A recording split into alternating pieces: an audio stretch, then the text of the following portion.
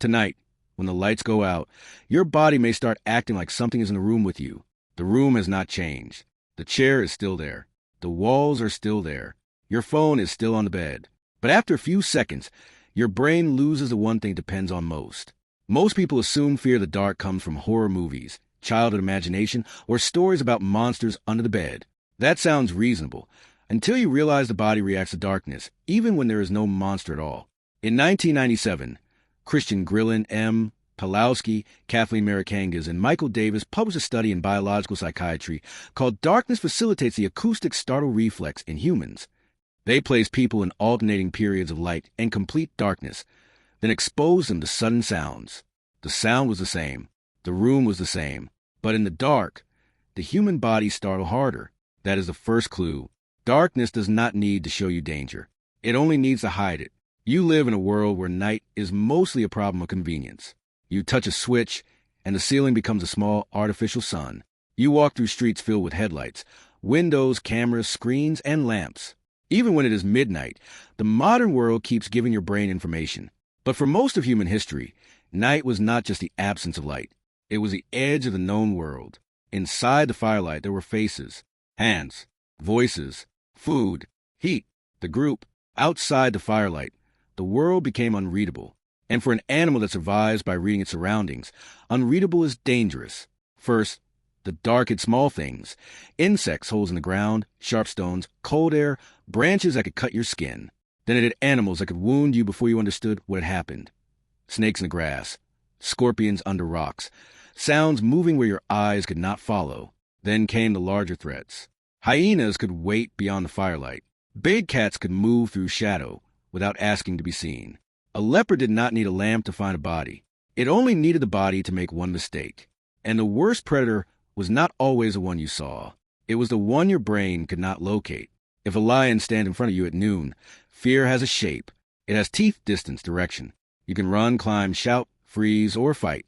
But if something is somewhere in the dark, your brain has a harder problem. It must react to possibility, not the danger you see, the danger you might be missing.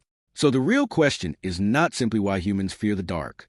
The better question is why the human brain learned to treat unseen space as if it might be alive. For a long time, we like to imagine early humans and their relatives as the clever heroes of the landscape. Tool makers, hunters, fire keepers, survivors. And they were. But survival did not mean safety. At Swartkrans Cave in South Africa, fossil discoveries helped change the story.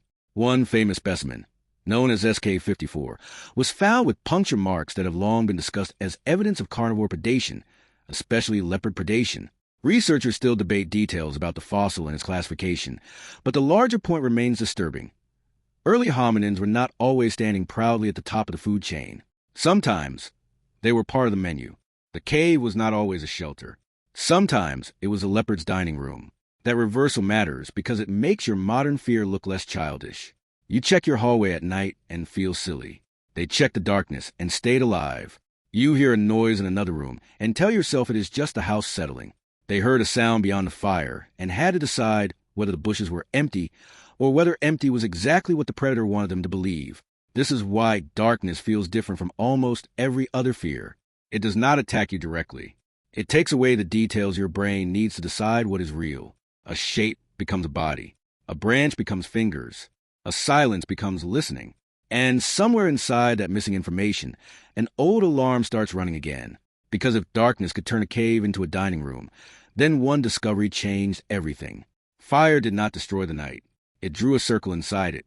Fire did not make the darkness disappear. It only pushed it back. Inside the circle, humans could see each other. They could see hands moving, faces reacting, food cooking, children sleeping, tools being repaired, stories being told. Outside the circle, the night was still there, waiting at the edge. One of the strongest early pieces of evidence for fire use comes from Wonderwork Cave in South Africa. In 2012, Francesco Berna and his colleagues published microstratigraphic evidence in the Proceedings of the National Academy of Sciences suggesting in situ burning in Acheulean layers roughly 1 million years old. That does not mean every human group suddenly had fire on command.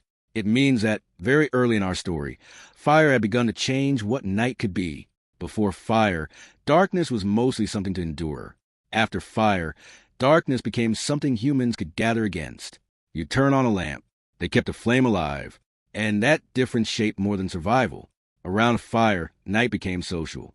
The dark beyond the flames made the group feel smaller, closer, more necessary. A face lit by firelight is easier to trust than a sound coming from the trees. But the circle had rules. Inside meant warmth, visibility, protection, belonging. Outside meant uncertainty. Outside meant the world could still hide things from you. This is why the fear does not vanish just because you grow up. Adults do not stop fearing the dark. They just give the feeling better names. Anxiety, discomfort, imagination, a bad feeling, not wanting to go downstairs, not wanting to open a closet, leaving a hallway light on, even though you know nothing is there. You know nothing is there. Your body is less convinced. And children show this pattern in its rawest form.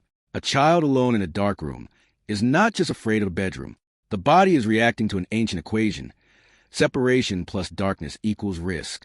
In 2021, researchers writing in evolutionary psychological science examined children's and adults' memories of frightening things at night, connecting the pattern to John Bowlby's older evolutionary idea that attachment behavior may have helped protect children from predators. This does not mean a child crying in bed is secretly remembering a leopard. It means the situation makes evolutionary sense. Small human, alone, darkness, unseen space. Call the protector. Modern life changes a room, but not the alarm. A child calls for a parent from under a blanket. An adult speeds up while walking through a dark parking lot.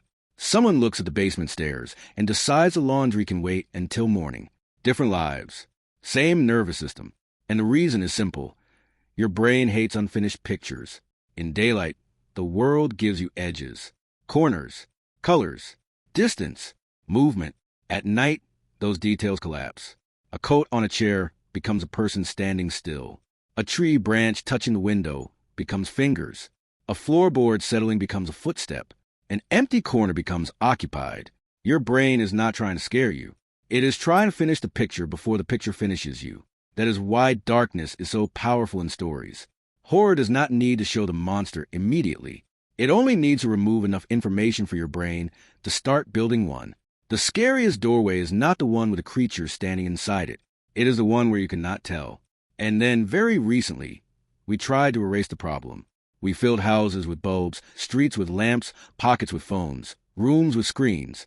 We made night glow blue, white, yellow, neon.